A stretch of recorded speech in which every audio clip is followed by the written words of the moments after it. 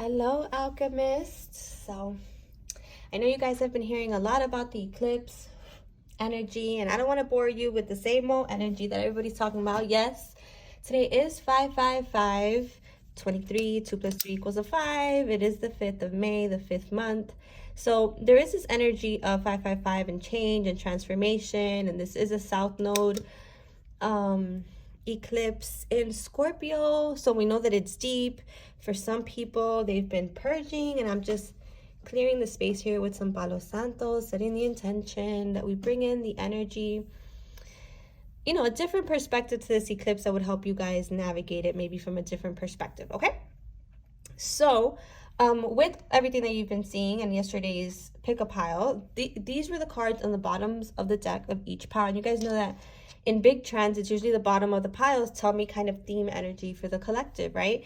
So I'm going to break this down a little bit, and then we're going to pull some tarot, and that's it, and see what's up with this eclipse. So Spirit, Universe, please give us a message that we haven't heard and that we could benefit from in this eclipse energy. All right, so let's get started. At the center of this reading, and this is a deck that it's the Xoxo, I think it's called the Xoxo Zen Tarot. I like to use this deck as like the overarching energy, the 5D energy, because the imagery, the messages, they are very 5D like. And this is the Wheel of Fortune that says change. So again, today is associated with change, the energy of 5, right? Even though this is a number 10 here, 5 plus 5 is 10 though. It's also a completion of a cycle of energy, for some of release, right? And with this at the center of the reading, this is big, massive change at a 5D level that's going to reflect at the 3D level. Okay, well, everybody's saying that. What's new, right? All right, so we have the Phoenix rising energy as well, which to me is right in line with Scorpio energy, right? On my live the other day with Chris, he spoke about as a Scorpio that the Scorpio transformation process goes from Scorpion to Eagle to Phoenix, right? And so to see this energy here, we know that we're in that final stage of this scorpionic energy, right? And we also know that this is as a south node eclipse, an energy of karmically completing old energy that we've carried for many lifetimes, right? It says offerings, shape-shifting, clearing, generation. So for some, we are clearing on a generational level. Okay, you might be having dynamics or experiences with family or with your own personal family, like your nuclear family, or your family within the home, right? It says journey into the dark to sing with the ancestors. So a lot of you are connecting to your ancestors, and this actually kind of reminds me of, Cuban women, particularly of the Santeria religion, right? She kind of has that, the flowers in her hair, the abanico, very Cuban vibes. Love it. And for me, those are my ancestors, right? So journey into the dark with the ancestors is, again, getting to know this generational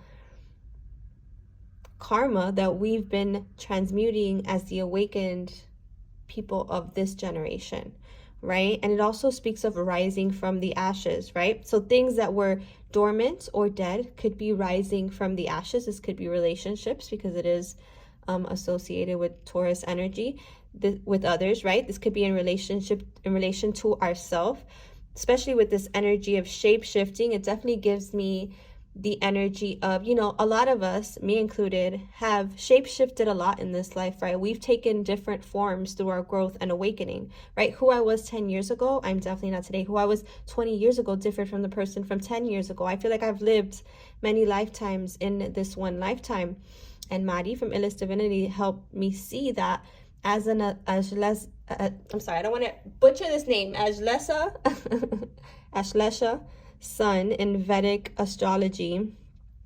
That's what we do. We shape shift, we transform, we shed old skins and embody new ones, right? So there's that energy for a lot of us as well. For those of you journeying into the dark, this doesn't necessarily have to be negative, although people could be dealing with heavy emotions or heavy karmic energy from generations past. It can also just mean journeying into the dark, journeying into the void, meaning, and that I feel like that's where I am more. I haven't really felt this At least not yet. I don't want to jinx it. I haven't felt it intensely on an emotional level, but I do feel that I've been doing a lot of clearing leading up to eclipses season this year. So for me, it's been more so of an activating energy. Okay. And as you guys know, I usually don't feel, I sometimes feel tired during a full moon, but not necessarily like, do I purge? I oftentimes purge more during the new moon, right? So again, for me, this feels like journeying into the abyss, journeying into the infinite, journeying into the void, right? And obviously things are changing right when we journey into the void. And then we have here, it's time to take action, which is Aries energy. So that you may have, again, the first eclipse, new moon in Aries. I don't know why I can't talk today. Mercury in reggaeton is reggaetoning.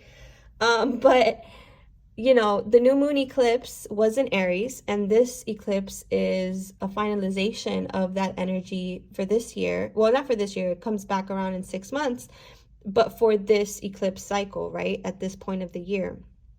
So it's time to take action.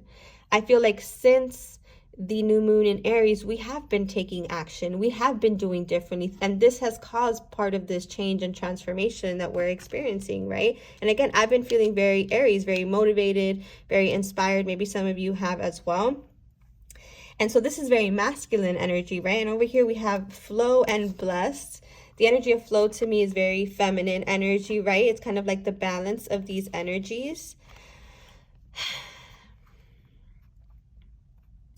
There is this blessing in flow. And, you know, a lot of times when people go through heavy energies, they want to close up, either they want to close up, or they put up defense mechanisms because they're feeling things very intensely, right? Or they go into hermit mode to protect themselves. But what I've learned through difficult eclipse cycles of the last few years is that allowing the emotion and the feeling and the intensity to move through you and either inspire you or help you release is much easier than resisting that, ignoring or avoiding that, and then it blowing up in some tower moment or a divine intervention moment, right? So there's this essence in this eclipse energy to balance both, right? We've been taking action. We're going to be seeing the change from that action, and the change that's coming is one of success, right? This says orpiment, right? This is a crystal. Look at all these colors, right? Sacral and solar plexus vibes, right? For me, this is also the energy of, you know, the sensual energies, the sexual energies, the intensities of the sacral chakra, right? So for some, maybe you're having intense sensual or sexual experiences in this energy, and I feel like they're amplified, right? And I also feel like the intention behind, you know, sacred sex or intimacy is amplified in this energy, and you could even manifest from that energy as well, like, you know, because the day after you feel amazing, right? If you're engaging with intimacy with someone, physical intimacy in a way that is sacred, in a way that honors, you know, both of you, right? So that's that energy. Now let's pull some more. Now what are we not seeing about the energy here? What's not being talked about the energy here regarding this eclipse? We have the Magician, yes. That even though it is an eclipse, and a lot of people will tell you not to manifest or do rituals during this time, that there are some of us that thrive in that work, in this energy. And if you're feeling good, then you're one of those people. If you're purging, then this is a time for release and release practices, okay? But if you feel good, it's a time of manifestation as well. Again, like I said, these sexual energies are very much here. This masculine and play on masculine and feminine energy is also here. This energy of union right within and without. You have the Page of Swords and the Four of Coins. Okay, with the Page of Swords, I don't love that energy. I will say that. I don't love the energy of the Page of Swords, because usually we view that card as, you know, people talking, or, you know, minor gossip, or, you know, people saying things, right?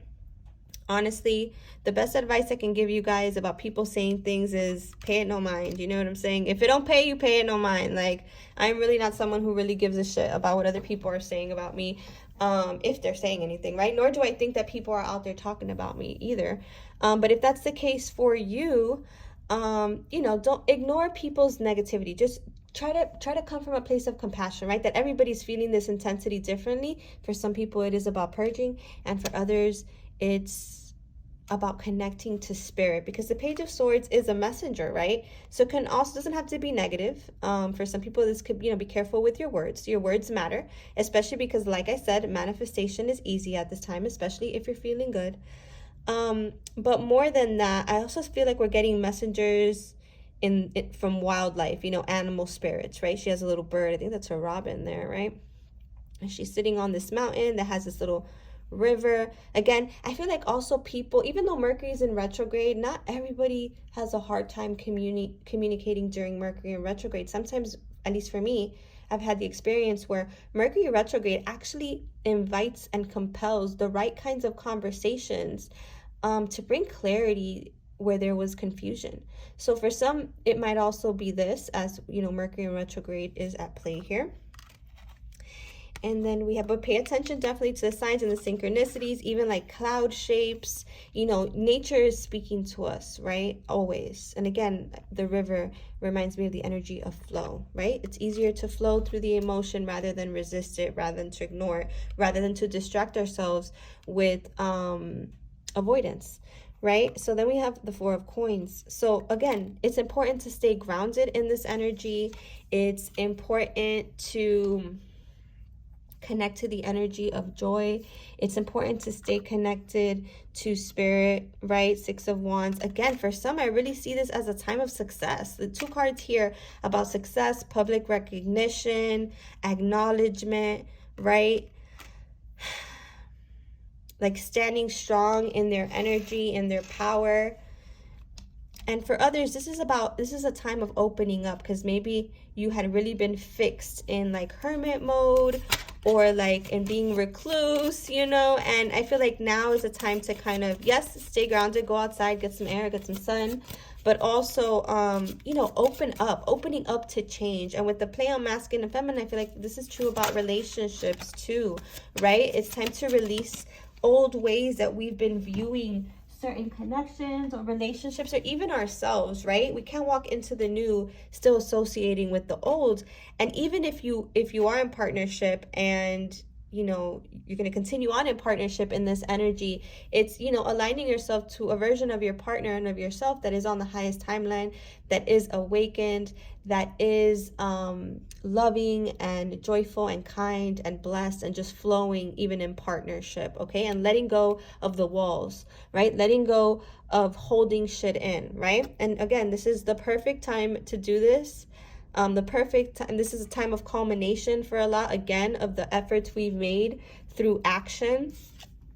Yes, look, again, another card on victory, success, this time being a key experience, you guys learning something. So pay attention to your dreams, pay attention to the signs, pay attention, connect to your ancestors, connect to your spirit team, connect to the universe, connect to God, because now is when the messages are coming in. And again, there's illumination where there was confusion, and for some, an award, achievement. Again, this being a key experience, an epiphany moment, a victory, right? A win. And bottom of the deck, I love this. The wish fulfills energy. So again, for some, this is a really lucky energy, and we're not really talking about it because I asked Spirit to give us a message about this eclipse that people are not giving, because it's all like calamity, right? And so Spirit's like, all right, I got you. This is the other side of that energy, right? The other, you remember polarity, right? This is the other side. The other side of the intensity of eclipse season is that it's also a time of miracles, of wishes coming true, of blessings. It's the second time we see the word blessed. Be grateful for the blessing that is your life. Be grateful for the blessing that is your experience, because again, for some, there's recognition here, there's success, you've taken action, you're connecting to your ancestors and to your higher self and your spirit team, and you're really evolving within partnerships, within yourself, within your career, within your platforms, within your businesses. And this is something that you've been asking for, Magician. All right, so I hope that you guys resonated with this reading, and that you feel all these blessings that are coming in for you through change and transformation. And also, I think I have like one spot left for the Reiki circle, so if you're interested in that, I will link it here or in the stories. Love you guys.